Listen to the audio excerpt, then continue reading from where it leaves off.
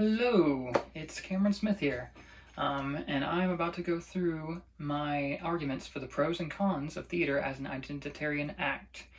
So, just to preface what I'm talking about here, identitarian theater are theater companies who try to push an agenda on identity politics, such as age, religion, sex, culture, etc. There's so many of them.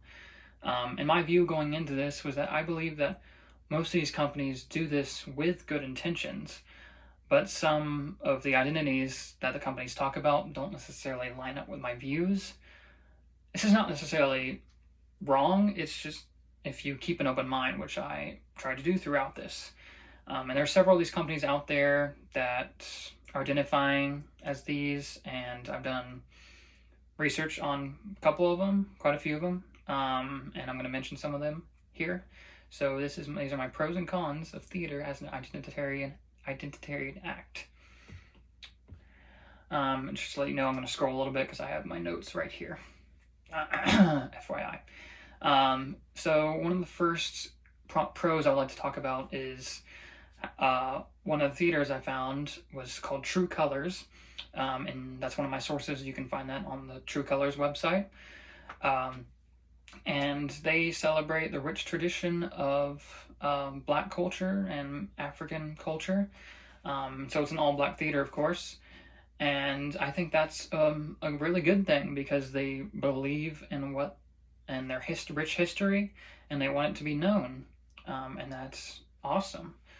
And in another one of my sources of the Imagine book, which we read in class, Turner talks about how the instinct of the artist is to ask questions about origins, identity, and behavior, and destiny. So in a way, it's like only natural for us to push a certain agenda because we want to answer people's questions about identity because that's what we're looking for. And I'd say probably the best use or best pro of it would be the theater Sight and Sound, because I'm a Christian and that's a Christian-based theater, and they only teach biblical stories and it's very professionally done, and I would love to eventually be part of it one day, and I think it is a very good use of identitarian theater. And to move on to the cons, which I believe there's quite a few more, just to give you insight into that. And some of the companies I mentioned push LGBTQ, or they're against religions because they're very for their religion, so they could possibly be making fun of our religion, which I can't necessarily get on board with. I understand they do have good mission statements, and I get someone being proud of what they believe in, but I can't really go against that, especially with the LGBTQ stuff, because there's a verse in 1 Corinthians that says, "Or do you not know that the unrighteous will not inherit the kingdom of God? Do not be deceived, neither the sexually immoral, nor idolaters, nor adulterers, nor men who practice homosexuality." And this is a verse I live by because I do not want to live in an unrighteous manner. Another quote in this book talks about how to have an agenda is in one very sense restrictive, and that's why you have to be loose about all this stuff, because if you try to tie it down and get serious and reach a conclusion, you're leaving your own medium behind and entering into another. Part of what we do, part of what any artist does, is illusion rather than spell out. So he's talking about how we're being a little too restrictive by pushing these agendas in these theaters, and we don't necessarily have to spell it out exactly. We should suggest.